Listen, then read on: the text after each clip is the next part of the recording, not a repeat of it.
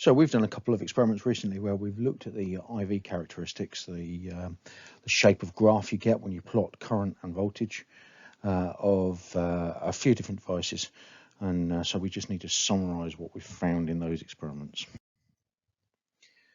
So this is where we started off with a resistor, and it's very clear that the IV characteristic for a resistor is directly proportional. That means that it's a straight line, and most importantly, it's a straight line that goes to the origin, although whoever drew this has very slightly missed the origin. And you might have found that yourselves when you plotted the graphs up. You got a very slight zero error, slightly missed the origin. But a resistor should be directly proportional. So it should be a straight line graph going through the origin. Same behavior in the forward direction as the reverse direction. So this is the IV characteristic for a resistor. It's also the IV characteristic for a length of wire. Because a length of resistive wire will just behave like a resistor. Now, the current is on the y-axis, so if we attempt to get the gradient off here, we get change in current, and we get change in potential difference, change in voltage. And so when we do the gradient calculation, we get gradient is equal to change in I over change in V, which is equal to 1 over the resistance, because the resistance is voltage divided by current, not current divided by voltage. So the gradient of this graph is 1 over the resistance, or as I've called it in this bit of text here, the reciprocal of the resistance. There you go, gradient is equal to 1 over R. Now, because that gradient is a straight line, that means 1 over R is always the same number. Constant gradient, and so if 1 over R is always the same number, that means R is always the same number, therefore the resistance is constant. And so key characteristic for a resistor, as you'd hope, what's the point of a resistor otherwise? Key characteristic of a resistor is that its resistance stays the same, and we call that being ohmic. So a device whose resistance doesn't change under normal operating conditions, as we change the current and the voltage, we describe as being ohmic. Now, we also measured the characteristic of a light bulb, or more properly, an incandescent lamp. And if you look at incandescent up, it means emitting light because it's hot, because it's being heated. And for the lamp, we got something like this characteristic that has been sketched here. You realise I haven't done this. This has been nicked off the internet. And you get this S shape. And what you have to be careful of is that although our curve flattens out, it should never get to being completely flat, and it should certainly never come back down. So this side of this one that I've nicked off the internet is just hinting that the curve's going to carry on into that direction, and the curve does not carry on in that direction. It just carries on flattening off and flattening off, but never quite gets flat. So if you were to draw in an exam something a bit more like an S that was doing something like that, you would definitely not get the marks. So you have to be careful that it's a curve that is flattening off but never actually goes flat. Otherwise, you risk not getting the marks. Now, a lamp has a huge temperature change. It goes from ambient, it goes from 20 degrees C to when it's up at its full operating voltage, somewhere over 1,000, perhaps about 1,100 degrees C. So it's a massive temperature change. The filament, the piece of wire that does that great big temperature change, is made out of tungsten, because tungsten is about the only metal that can tolerate such sharp changes in temperature. And I've already mentioned that the gradient of the IV characteristic decreases with an increase in PD. So we get this,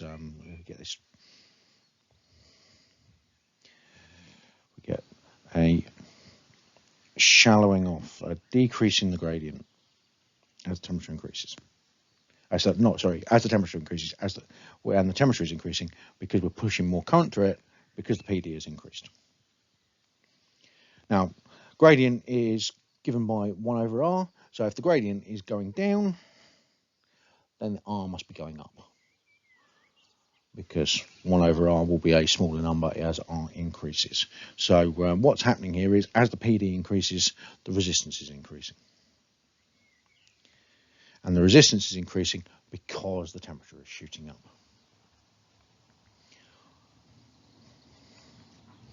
It's hard to push current through a piece of wire if all of the constituent atoms within that piece of wire are bouncing around like nuts, because it's at a very high temperature and they're vibrating very dramatically.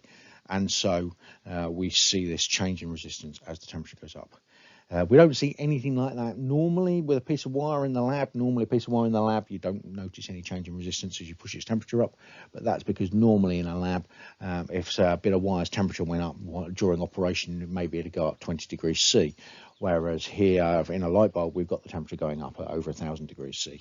And it's that huge change in temperature that leads to the increase in resistance, which leads to that characteristic curve that is the IV characteristic of a lamp. And consequently, it's a non-ohmic device because that is not a straight line characteristic there. That is definitely a curve, and therefore it is a non-ohmic device.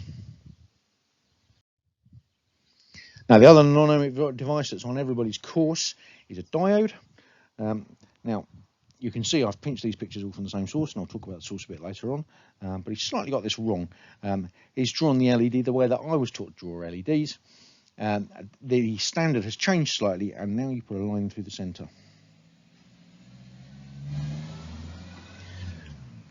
So that's how they should be drawn now. The triangle should not be empty. The triangle should have a line through the center.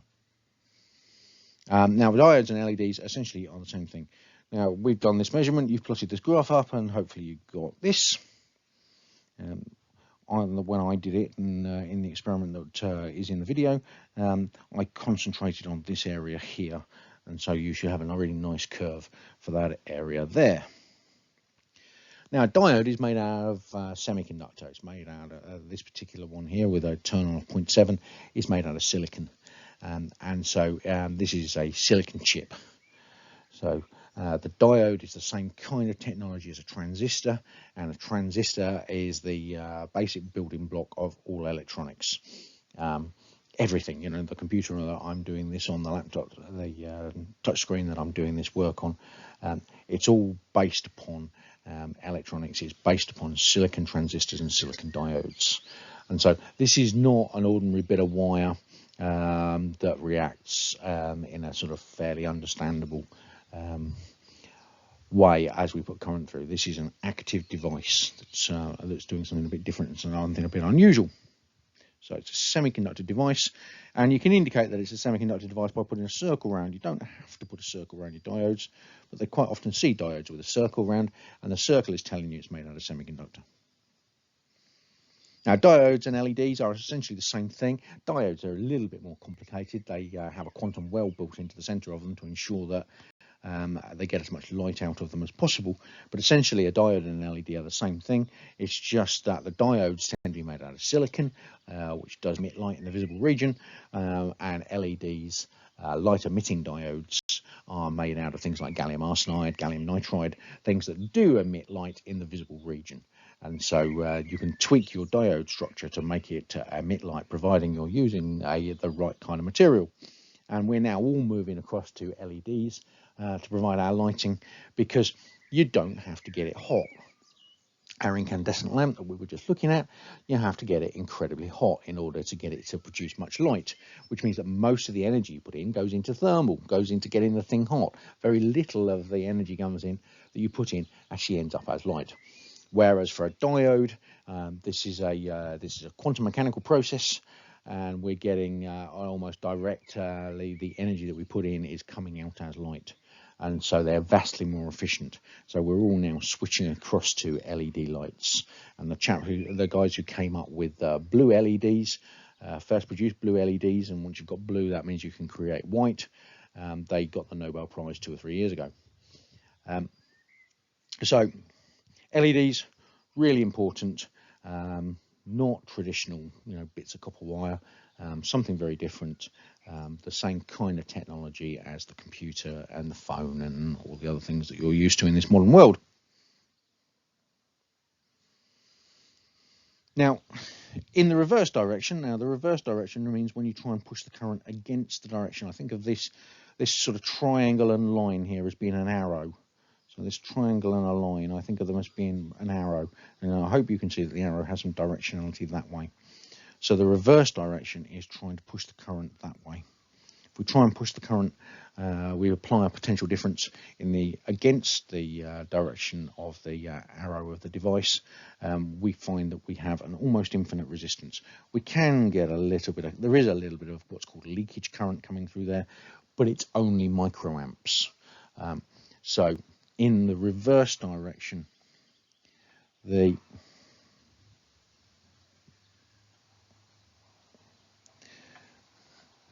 stupid machine. So in the reverse direction, a diode will have a resistance of something like 1,000,000 ohms. And then in the forward direction, the ideal design for a diode would be for it to turn on instantly in the forward direction. And in the forward direction, we would get something like that. Turns out that's physically impossible. And so what we have is we have a little while where we have almost no current. When we did the measurement, I think up to about 0.5, we measured no current on our ammeter. And then suddenly the current starts to shoot up. And the aim of the design is to have as low a forward resistance as possible. So a massive reverse resistance and a tiny forward resistance. And that is very clearly non-ohmic. That is not a directly proportional graph. And so a diode is very definitely a non-ohmic device. Now, just quickly carry on talking about the diode. If we think about a circuit that's got a resistor in and has got a diode. Now, I hope you all understand that my conventional current is going to flow around my circuit in those directions, which means that my conventional current is going the same way as my diode is pointing, and therefore this circuit will be turned on. It means we'll get a very small PD, about 0.7 of a volt, but we don't even have to worry about that, being dropped across our diode, and all of the rest of the PD of our circuit is going to drop across our resistor. Basically, the circuit's going to act like the diode isn't there at all. However, if we draw the circuit the other way around, so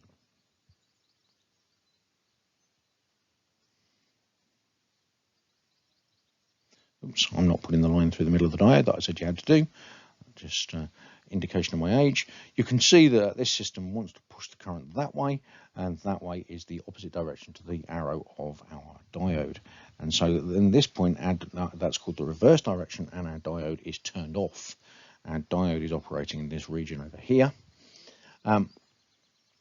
And consequently, what will happen here is that no current will flow. So I equals 0.0, or in truth, a tiny little leakage current will flow.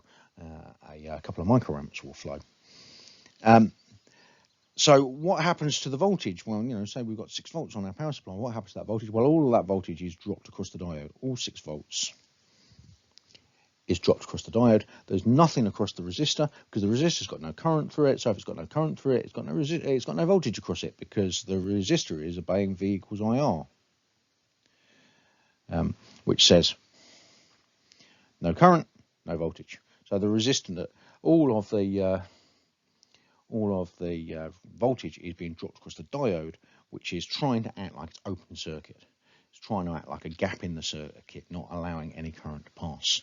And just like if you actually had a gap in the circuit, then all of the voltage would be across that gap. All of the voltage is across the diode in this setup. Now, what's that used for? Well, you can imagine that the example I was giving is a TV remote. Imagine that you change the batteries on your TV remote and you put your batteries in the wrong way around. That might not do the electronics within your TV remote any good. It might fry the electronics. But if there's a diode in there, the diode will make sure that no current gets through. The electronics don't get fried if you put the batteries in the wrong way around, and it'll only work if you put the batteries in the right way around. So the diode might be there to protect your electronics. But the much more common use, and the term that you have to use in our GCSE is rectifier. Because a diode only allows current to pass through in one direction, and that can be used to turn AC, where the current is going backwards and forwards, AC stands for alternating current, so it's alternating between going forwards to going backwards to going forwards to going backwards to going forwards, blah, blah, blah. But if you put a diode in there, half of it can't pass because the diode cuts it off. And at that point, it becomes DC. It becomes a rough and ready DC, but it becomes direct current. It's only going one way. And so your diode is a rectifier. It rectifies an AC waveform and turns it into a DC waveform. One diode on its own, not a very good rectifier, but if you use 4 diodes in a bridge, then that becomes a very good rectifier. And so you have to know that terminology for our GCSE. Now, these are not IV characteristics. You can see I've written that there. These are not IV characteristics because on neither of these axes is that V, and on neither of these axes is that I. So these are not IV characteristics, but as I was pinching all of this stuff from the same website, I thought I would pinch these as well because they are part of your course. Although they're not IV characteristics, I've just bunged them in. So this is the resistance temperature characteristic for a normal thermistor. And a thermistor is a thing called a transducer. And a transducer is something that changes a physical change into an electrical signal. And so our thermistor will allow us to be able to detect changes in temperature because there'll be a change in resistance as a consequence of the change in temperature. And so the thermistor is a transducer. And so you have to know that for a thermistor, this thing, then the resistance falls as the temperature goes up with that kind of shape there. Sometimes they actually give you the graph and they ask you to extract information from the graph. Now this is the opposite way around to what we were talking about for the metal. We said that when that bit of tungsten in our light bulb got incredibly hot, then the resistance increased. And hopefully you're thinking to yourselves, hang on, that don't make any sense. This one, as it gets hot, its resistance is decreasing. Oh, that's because this is not made out of a piece of metal. This is, again, made out of a piece of semiconductor. Semiconductors do not behave like metals when it comes to the way they conduct electricity. And so our thermistor does not have to behave the same way around as our piece of metal does. And sometimes that catches people out and confuses them. And then our other one here is also a piece of semiconductor, and this is a light-dependent resistor. So this one's resistance falls as we increase the light intensity. So this one is, we all have one of these because we all have lights that come on when you walk up to your front door. And of course, how do those lights know not to turn on in the day? They know how not to turn on in the day because they've got an LDR built into them. And that LDR lets the rest of the control circuit know whether it's light or dark or not, whether the lamp should be working or not. And same sort of curve, the resistance falls as the light intensity increases. Also a transducer, both used in control circuits.